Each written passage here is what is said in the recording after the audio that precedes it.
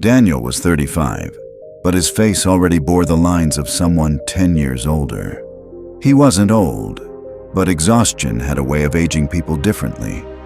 Every morning his alarm screamed at 6 a.m., dragging him out of a shallow, uneasy sleep. He'd sit on the edge of his bed for a few seconds, palms on his face, breathing heavily like he was preparing for war. The war, of course, was the world outside his window. New York City. This video might just change the way you see things, so make sure to watch till the very end. He lived on the 27th floor of a sleek, glass-walled apartment in Midtown Manhattan. From up there, the city looked beautiful, organized even. But he knew the truth. Down on the ground, it was chaos. Honking cars, crowds that never slowed down, and everyone chasing something.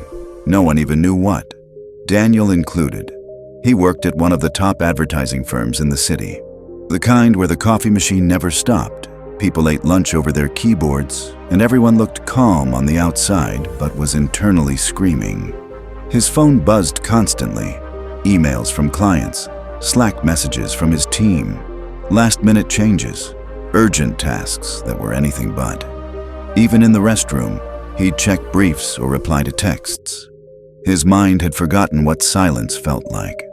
Deadlines loomed like thunderstorms.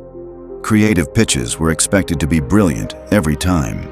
He was known for his ideas, bold, sharp, market-ready. But with every successful campaign, the pressure only grew.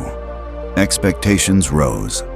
If his pitch wasn't genius, it was considered a failure. And then there were clients. Some polite, most demanding. The kind who'd say, "We love this direction," on Monday, and by Wednesday ask, "Can we go in a completely different direction?" Daniel had learned to smile through the frustration, nod during Zoom calls, hide the panic when something crashed hours before a major presentation. His desk was buried under sticky notes, half-sipped coffee cups, and printed mood boards. But worse than the physical mess was the noise inside his head. Even when things were quiet, they weren't. His mind jumped from one thing to another. Strategy, budgets, feedback loops, ROI, Q4 projections. Did I reply to Lisa's email? What did Mark mean by rethink this? Did I lock the door? Even sleep offered no escape. He'd dream of emails, of missing deadlines, of standing on stage and forgetting his lines. Some nights, he'd wake up at 3 a.m. and check his phone instinctively, eyes burning from the screen's glow. No new messages. And yet, peace didn't return. He wasn't unhappy in a dramatic, crying in the shower kind of way. He was just overwhelmed, tired in a way that caffeine couldn't fix. Lonely despite the bustling city and endless meetings. He had friends, but every "let's catch up soon" turned into "maybe next month." His apartment felt like a hotel room, a place to sleep, not to live. There was always background noise, traffic below, the hum of the AC, the constant chatter in his head. A storm of noise. That's what his life had become. Not a tragedy, not a failure, just noise. And somewhere deep down, Daniel couldn't remember the last time he truly felt still, or heard his own thoughts without a deadline attached to them. Every morning, the first sound Daniel heard wasn't birds chirping or the soft rustle of curtains in a breeze. It was the sharp synthetic buzz of his phone vibrating on the nightstand. Not once, not twice, but in a constant stream. Emails from clients marked urgent, Slack messages from teammates asking, "Quick update?" even before the sun had risen, and Instagram notifications that felt more like digital noise than any form of connection. The moment his eyes opened, he was already behind on something. He hadn't even sat up in bed, and yet his chest felt heavy, like a silent pressure was already waiting for him to catch up. Still lying down, he'd grab the phone, squinting into the screen's glow, scrolling, skimming, replying with half-awake thumbs. His heart would start racing, not because of any real emergency, but because his brain had already sprinted 10 laps before his feet touched the floor. As he dragged himself to the bathroom, phone still in hand, he'd begin brushing his teeth, Not with calm or routine, but like he was on autopilot. Mouth moving, hand brushing, eyes staring blankly at his reflection while his brain fired on all cylinders. One part of his mind was reviewing yesterday's feedback from the creative director. Another was crafting a new pitch in fragments. Yet another part was reliving that awkward conversation from last week with Jordan, the account lead, wondering, did I say the wrong thing? Did he take it personally? Even in the silence of his own bathroom, he was arguing in his head, building up fake scenarios, imagining how a teammate might criticize his idea in the next meeting, rehearsing sarcastic comebacks he'd never actually say. The sink water ran, but it felt far away. He couldn't even hear it. The only sound was his internal dialogue, looping like a never-ending podcast he couldn't pause. There was no pause, no break, no moment where he could just be Daniel, a man brushing his teeth in the morning. He was already Daniel from the advertising firm, the guy who had to be smart, creative, responsive, fast. His mind wasn't his own. It was a crowded hallway of voices, deadlines, doubts, fake rehearsals, and scattered ideas. And this was just the first 10 minutes of his day. He had it all. At least that's what the world would say if they looked at him from the outside. A sleek, high-rise apartment that caught the golden light of the sunset just right, perched high above the noise of the city. A luxury car parked in a secure garage, the kind that turned heads at traffic lights. The latest iPhone, always buzzing, always updating. And that prized corner office, glass on two sides with a panoramic view of the New York skyline.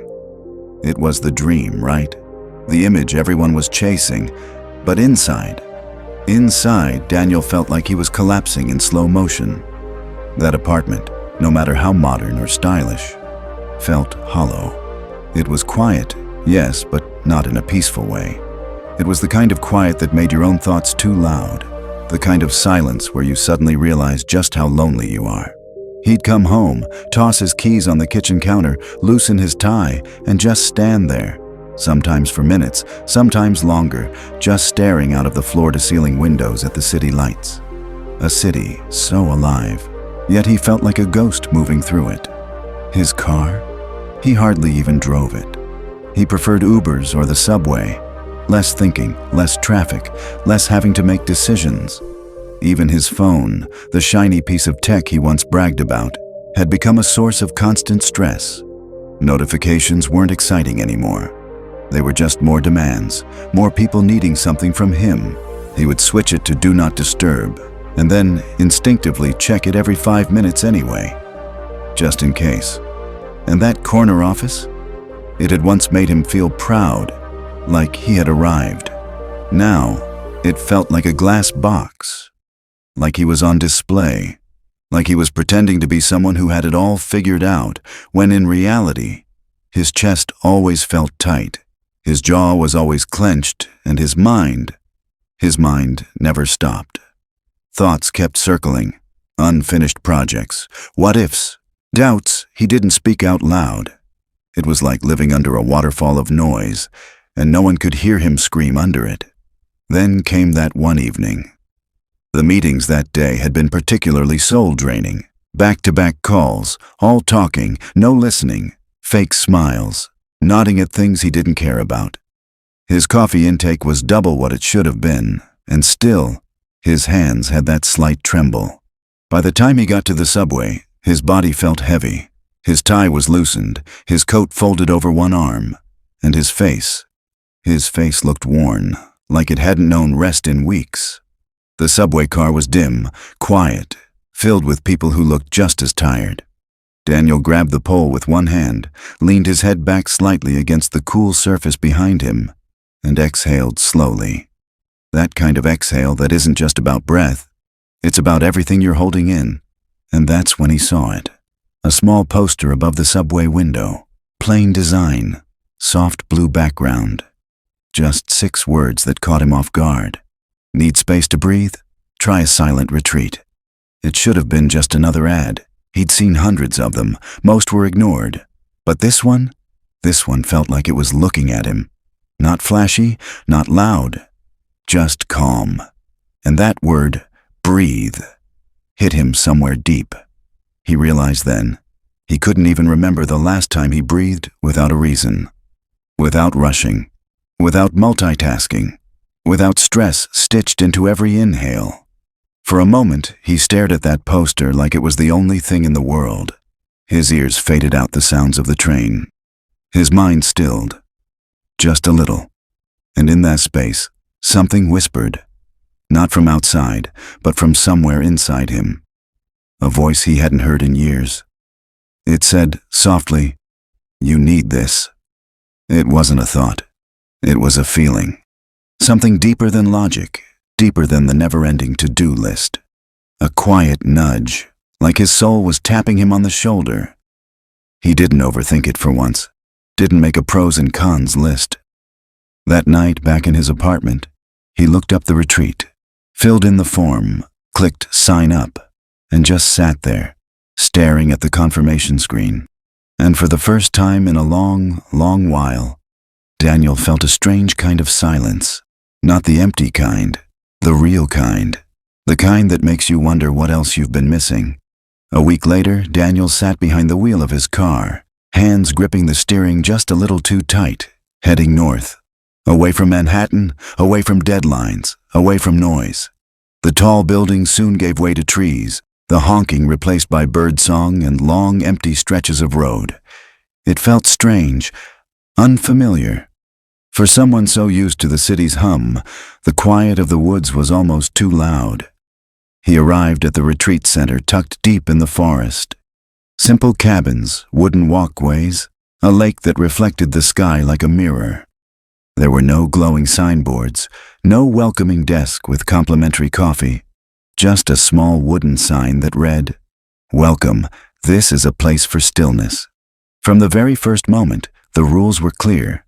No phones, no talking, no eye contact, no gestures, no reading, no writing. Just silence. Pure, uninterrupted silence. For 7 whole days. The staff took his phone and stored it away in a small locker. Daniel stood there for a moment after that, bare hands, bare thoughts. He hadn't been without a screen or conversation for even a single day in years. Day 1 was brutal. His mind rebelled immediately. The moment he sat down on the meditation cushion in the quiet hall, it felt like someone had turned up the volume inside his head. Loud, unbearably loud. Thoughts exploded without warning. Work presentations, unspoken arguments, childhood memories, missed deadlines, the email he never responded to, the conversation with his ex. He wished had ended differently. It was like everything he had pushed down for years came flooding up. From the very first moment, the rules were clear. No phones, no talking, no eye contact, no gestures, no reading, no writing, just silence. Pure, uninterrupted silence. For 7 whole days. The staff took his phone and stored it away in a small locker. Daniel stood there for a moment after that. Bare hands, bare thoughts. He hadn't been without a screen or conversation for even a single day in years. Day 1 was brutal. His mind rebelled immediately. The moment he sat down on the meditation cushion in the quiet hall, it felt like someone had turned up the volume inside his head. Loud, unbearably loud. Thoughts exploded without warning. Work presentations, unspoken arguments, childhood memories, missed deadlines, the email he never responded to, the conversation with his ex he wished had ended differently. It was like everything he had pushed down for years came flooding up. Something quiet, almost buried inside, told him to stay. Not a voice, just a feeling. A tiny flicker of what if. Day 2, 3, 4. The mental storm didn't stop, but it began to shift. Not in big dramatic ways, more like gentle ripples. He began noticing things he had never given space to before. The sound of dry leaves crunching under his feet during the morning walk. The way the sunlight danced on the surface of the pond during breakfast. The softness of his own breath. The coolness of air brushing past his face. For the first time, he wasn't thinking about the next meeting, or yesterday's mistake, or what others expected of him. His senses were coming alive. He realized how long he had been seeing things without really seeing them, hearing sounds without listening, breathing without feeling it. Slowly, the thoughts began to settle, not disappear, but soften, like snow falling in a quiet forest. His restlessness faded, his judgments quieted. He didn't feel the urge to fix everything in his head anymore. He just sat with it. Let it be. By day 6, Daniel found himself under a tree, in the retreat's quiet garden, legs crossed, hands resting gently on his knees. His eyes closed. No tension on his forehead, no pressure in his chest, just a deep, effortless calm. He wasn't thinking about who he was or who he had to become. He wasn't reaching for anything. No to-do lists, no emails waiting, no role to play. He wasn't Daniel the manager or Daniel the achiever. He was just Daniel, breathing, still, present. And in that moment, without words, without a lesson, without a teacher, he understood something. Emptying the mind doesn't mean losing thoughts. It means making space. Space for peace, space for clarity, space for yourself. And maybe that's all he ever really needed. When Daniel returned to the city, the world around him remained exactly the same. The skyline still pierced the sky with its steel and glass pride. The streets still roared with honking horns, impatient footsteps, and sirens that came and went like background music no one had asked for. His inbox was overflowing. His Slack notifications blinked like red warning lights. The meetings hadn't disappeared. The pressure hadn't eased. But something within him was profoundly different. He walked into his apartment, the same space that used to feel cold, rushed, and painfully silent. And yet, now it felt still. Not in a lonely way, but in a grounding way. He placed his keys gently on the counter instead of tossing them. He didn't rush to check his phone. For a long moment, he just stood by the window, watching the city glow. Same lights, same chaos, but for the first time, he didn't feel swallowed by it. At the office, the demands came at him just as they always had. Last-minute revisions, clients who didn't know what they wanted, overlapping deadlines. But now, Daniel didn't react with that tight-chested urgency that used to define him. He breathed, deeply, intentionally. He paused. Instead of snapping, he listened. Instead of spiraling, he chose silence. His tone softened, his pace slowed. He no longer rushed to fill every silence with an answer. He didn't feel the need to prove himself in every sentence. He responded, not with panic, but with presence. It wasn't that the chaos had disappeared. It hadn't. It was still loud, demanding, unforgiving. But Daniel had found something deeper than control. He had found clarity. His calmness was no longer a fragile state he had to protect. It had become his strength, something solid, unshaken, like an anchor that held him steady even as everything else moved around him. He no longer carried the storm inside his head. That endless loop of regrets, doubts, and imagined crises had grown quiet. Not because he forced it to be, but because he had finally made room for stillness. He didn't try to escape life anymore. He didn't need to. He had learned something simple and life-changing. You don't have to run away to feel peace. You don't have to quit everything to feel light.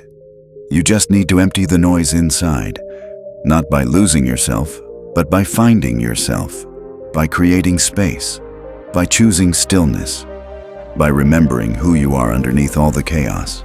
So, my friends, emptying your mind doesn't mean becoming less. It means becoming more present, more aware, more you. Because when the noise fades, that's when you truly begin to hear yourself. Thanks for spending your time here. If you felt a shift, even a small one, hit that like button and join our growing community by subscribing.